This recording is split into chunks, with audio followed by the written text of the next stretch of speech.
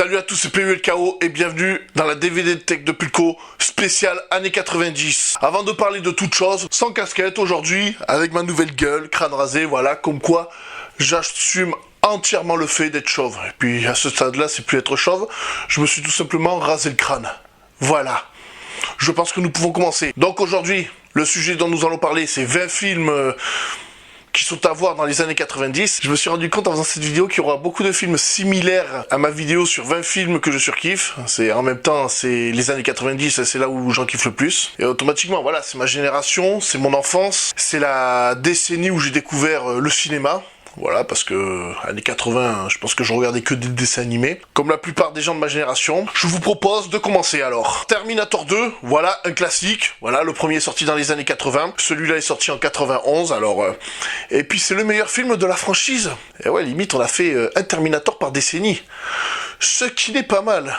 James Cameron, voilà. D'ailleurs, j'attends avec impatience Terminator Dark Fate. Retour vers le futur 3. Là, il n'y a pas le choix, c'est le 3. Je crois que c'est le seul qui est sorti dans les années 90 d'ailleurs. 1990 pour être exact, voilà, début de la décennie tout simplement. Après, je vais pas vous expliquer en quoi cette saga me plaît, voilà, c'est un tout Retour vers le futur. Mais je t'ai mis le 3 juste pour les années 90. The Mask, voilà ce que je voulais dire. Je crois que sur toute la filmographie de Jim Carrey, c'est celui-là mon préféré. C'est vraiment là que j'ai commencé à kiffer le cinéma. Entre The Mask, Un Indien dans la ville. Un Indien dans la ville, je l'ai pas mis dans le classement, mais c'est plus ou moins avec ces films-là que j'ai commencé à kiffer vraiment le cinéma en lui-même. Mortal Kombat, ce film pour moi, c'est ce qui s'appelle un plaisir coupable. C'est pas aussi pire que Mortal Kombat Conquest ou Mortal Kombat Destruction Finale. Ce film est mauvais. Dans l'intérêt général, il est mauvais. Mais moi je le surkiffe. Et d'ailleurs, vivement le remake. Voilà, il y a un film Mortal Kombat qui est annoncé là. Vivement le remake. Ça m'étonnerait qu'ils reprennent les mêmes acteurs. Alors, vivement un remake de Mortal Kombat. Men in Black. Bah déjà, ce film est bien. Will Smith et Tommy Lee Jones. Deux grands acteurs du cinéma. Et j'aime bien le concept. L'agence secrète qui fait tout pour faire en sorte pour que personne sur la Terre ne sache qu'il y ait des extraterrestres. Le concept est bon. Et bon, j'ai vu le Men in Black International. Il n'est pas mauvais, mais ce n'est pas à la hauteur de ses prédécesseurs. Ah ouais, de temps en temps, je vais te faire des mini-chroniques comme ça. Taxi 1. Ben ouais, Taxi 1. Premier du nom. Je pense que avec Taxi, on a eu des avances sur les Américains, parce que les Fast and Furious est arrivé à la décennie suivante, et voilà, tout le monde a voulu piloter, a rêvé d'avoir son permis, rêver du moment où il aurait sa voiture, son permis, pour faire des courses comme ça, mais bon, après la réalité nous a rattrapés, les amendes, les points en moins... Voilà, mais voilà, Taxi 1, un des rares films français avec de la bonne action. Matrix, alors là nous nous attaquons à un gros morceau, parce que même si ces suites, selon la critique, ne valent pas celui-là, moi perso je préfère Reloaded. Mais ce film a en quelque sorte révolutionné la façon de faire des films. Vous savez, la scène où Neo esquive les balles, tout ça... Là, nous arrivons à un cinéma de haut niveau. Le style a été dépassé, le niveau graphisme, voilà, il y a mieux que Matrix aujourd'hui, mais je pense que ce film, ce film a amené le cinéma à un haut niveau. Et je trouve dommage que ce film ne soit mis en avant que par les geeks. Parce que pour moi, ce film, il a révolutionné le cinéma au niveau du cadre, de l'ambiance... des effets spéciaux. Matrix, c'est pas spécialement ma tasse de thé, mais j'aime bien quand même. En gros, ce film, c'est une prouesse technique. Pour l'époque, c'était nickel.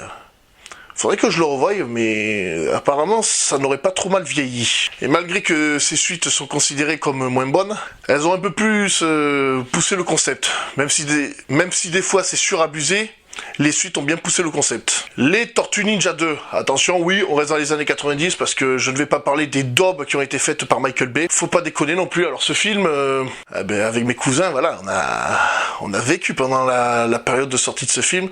Ah, j'avais l'album Panini, on avait les jouets de la série télévisée, on avait du slime, il y avait les Pimps, il y avait tout. Ce film est top. J'aime bien le premier, mais je trouve que celui-là, il Il est mieux poussé niveau action, l'imagerie est mieux travaillée, l'histoire est plus intéressante parce que les tortues recherchent en découvrent plus sur leurs origines, voilà. Bon, le 3 il est nul à chier, voilà. Donc Tortue Ninja 2, putain, que des souvenirs. Star Wars épisode 1, La menace fantôme. Il y a beaucoup de gens qui vont trouver ce film mauvais, mais voilà, j'étais obligé de le citer parce que 1, c'est un Star Wars, voilà, c'est... On peut dire ce qu'on veut, ça reste un bon film, voilà. À défaut d'en décevoir certains, ça reste un bon film, ça reste kiffant. La personne avec qui j'ai vu ce film, voilà, c'est mon cousin. C'est mon cousin, d'ailleurs, je crois que c'est la seule fois que je suis allé au cinéma avec lui, de toute ma vie, et... Voilà, c'est ce qui rend ce film important pour moi, mais sinon, on est objectivement dans le film, alors... Et puis, je vais en dire une bonne, un truc qui va énerver plein de gens. J'adore Jar Jar Binks. On peut dire ce qu'on veut. Voilà, l'acteur, c'est l'un des seuls acteurs qui était à peu près correct, qui était à fond pour jouer son rôle, qui faisait tout pour le faire bien. Pour moi, ce personnage est une bonne idée. C'est dommage qu'il ne l'ait pas exploité comme ça dans l'épisode 2 et 3. Parce que Jar Jar Binks, voilà. Et moi, je peux pas dire que La menace fantôme est un film de merde. L'Attaque des clones est un film de merde. Sur la prélogie. Mais non, La menace fantôme, voilà, t'as une histoire.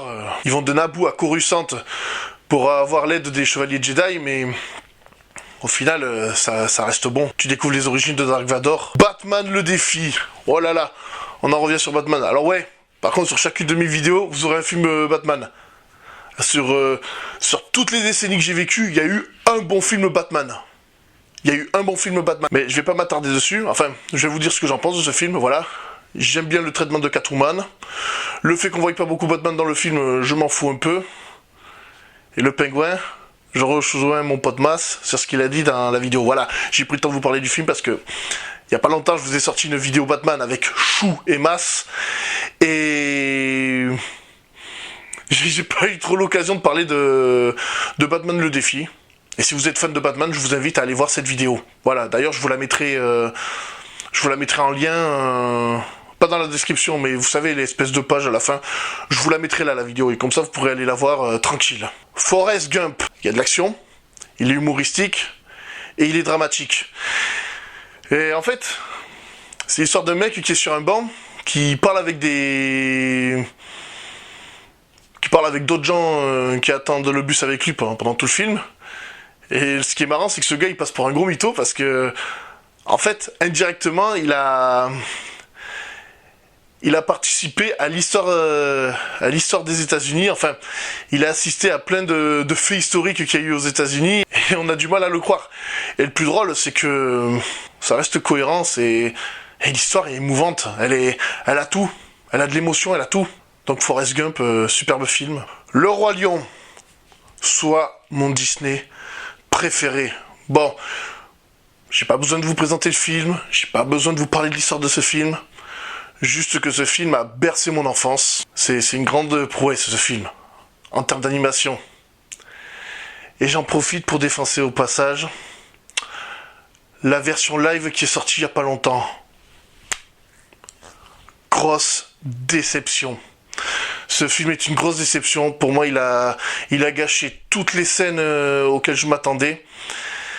Et donc, voilà. Et apparemment, c'est le film qui a rapporté le plus d'oseille cette année en France. Bravo. Ça a même dépassé Avengers Endgame, pour te dire le bordel que ça a fait. Voilà. Donc le Roi Lion live est une grosse escroquerie. Mais voilà, ça ne m'empêchera jamais plus de... Ça ne peut que me faire kiffer le Walt Disney de l'époque. Voilà. Et d'ailleurs, je suis tellement déçu qu'ils aient raté la version live que je ne veux plus voir une seule adaptation live de Disney au cinéma. C'est terminé. En gros, Mulan, tout ce qui arrive, je ne veux pas le voir. C'est de la merde. Voilà, je sais direct que ça va être de la merde. Je ne veux même pas entendre parler de ces films. J'ai vu Aladdin, il était bien. Mais voilà, passons à autre chose. Austin Powers. Alors là, je vais en faire rager quelques-uns. Je vais faire rager quelques pro-VO avec ce film. Voilà, alors, il y en a, ils disent « Ouais, la VO, c'est mieux que la VF, parce qu'au moins, on voit l'acteur... on entend la vraie voix de l'acteur, tout ça. » Austin Powers est une parodie. Et la VF Pour rendre cette parodie encore plus drôle, ils ont mis le doubleur de Pierce Brosnan sur Mike Myers. Et rien que pour ça, ce film vaut le coup. C'est dommage qu'ils aient pas fait ça dans les suites. Mais rien que pour ça, le film vaut le coup. Le film est hilarant. Les répliques sont drôles. Et les répliques de bof, ouais. Oui, oui. Et comme je l'ai dit, je suis un bof assumé. Alors je vous emmerde, les gens qui vont commenter en disant « Ouais, c'est un bof !» Voilà. Je suis pas monétisé, je peux te faire des doigts d'honneur sans problème. Et je les foute pas. Donc Austin Powers, c'est dommage que... Il y a pas beaucoup de youtubeurs qui en parlent. Alors je suis content de vous en parler. Pour moi, c'est un classique, ce film. Les 3 films sont un classique. Le deuxième est meilleur. D'ailleurs, pourquoi je parle du premier?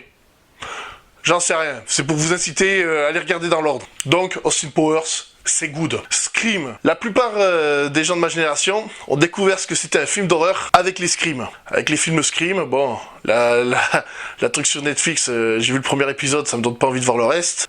Le 4, c'est une bonne idée en soi, mais voilà quoi. Ce qui est bien avec ce film, c'est que... il se moque des clichés que t'as dans les films d'horreur, sans pour autant être parodique. Voilà, c'est un bon slasher avec du sang, du meurtre, tout ce qu'il faut. Bon, bien sûr, quand je dis du sang, du meurtre, ça ne vaut pas un Vendredi 13 ou un Freddy les griffes de la nuit, mais ça reste correct. La famille Addams. Alors voilà, la famille Addams, je suis moins dans le délire qu'avant, mais avant j'aimais bien le délire dans le genre... la famille morbide. Tu sais même pas si les mecs, ce sont des morts vivants, des sorcières...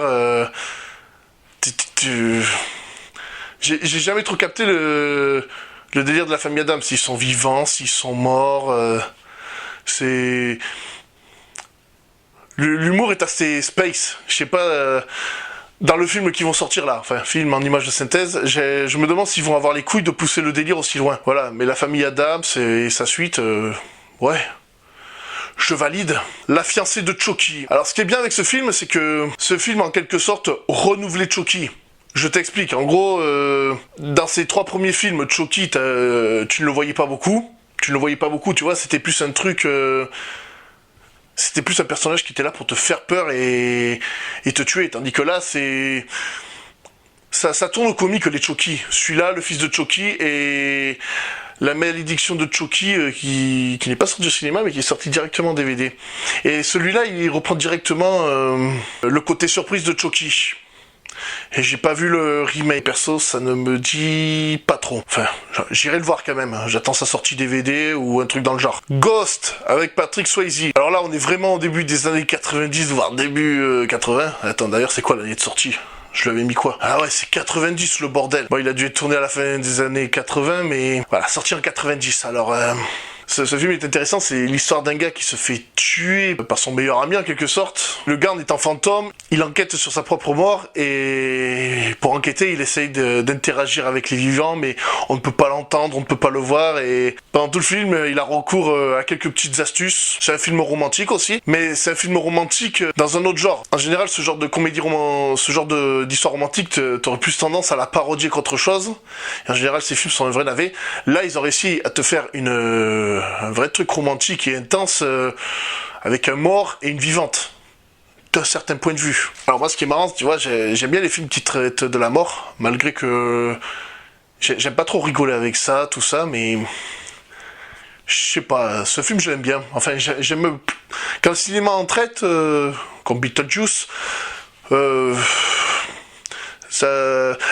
fait, comment dire, la mort me terrorise et me fascine en même temps. Et ça, c'est un truc bizarre. Et pour moi, Ghost, c'est un film fascinant. Total Recall, avec Arnold Schwarzenegger.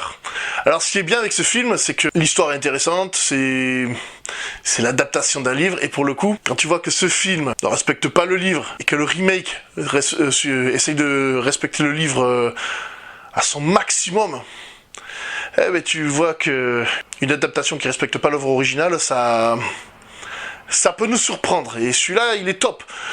C'est un gars, c'est un putain de film d'action. C'est un putain de film d'action avec des répliques de malade à la Arnold Schwarzenegger. Moi, j'aime bien ce genre de film quand ça tire de partout.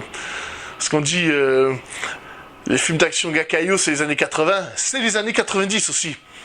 Dans les années 90, on a ce qu'il faut. Ça manque ce genre de film dans le cinéma d'aujourd'hui. Jurassic Park. Comment te faire une vidéo sur le cinéma des années 90 sans te parler de Jurassic Park. Alors le roman, je ne l'ai pas lu, il y a eu beaucoup de prises de liberté. C'est un film qui a fasciné toute une génération, voilà, les dinosaures, d'un certain point de vue, c'est quelque chose qui fascine de base. Alors en faire un film, ramener les dinosaures à la vie quelques millions d'années après, c'est l'histoire de John Hammond qui ouvre un parc, qui invite des gens qui s'y connaissent en pas qui s'y connaissent en dinosaures. Et c'est un bon film d'aventure à huis clos, j'ai envie de dire. À huis clos sur une île, bien sûr. On va pas se foutre de votre gueule. C'est pas non plus les 8 salopards ou le dîner de con, par exemple. Voilà, non, ça reste un film super sympa. Et je termine avec Gremlins 2. Je vous en ai vite fait parler dans les vidéos années 80, parce que sur le premier Gremlins, je ne savais pas quoi dire. Alors résultat, j'ai beaucoup parlé de Gremlins 2 dans la première vidéo. Alors, oui, c'est plus ou moins avec ce film que... un des films où je me suis intéressé au cinéma aussi. Donc on va pas traîner. Nous arrivons en fin de vidéo. Ma team Pulco, je vous invite à vous abonner à ma chaîne. Voilà. Commentez sur mon crâne, j'en ai rien à foutre. J'adore mon nouveau style. Voilà.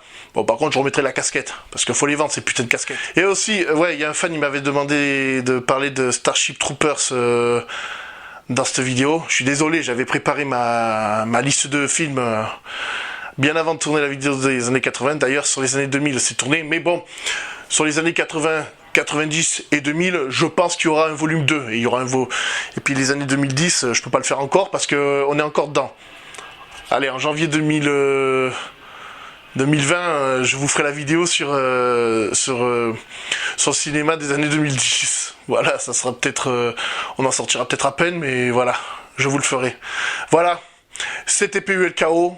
Sur ce, ciao.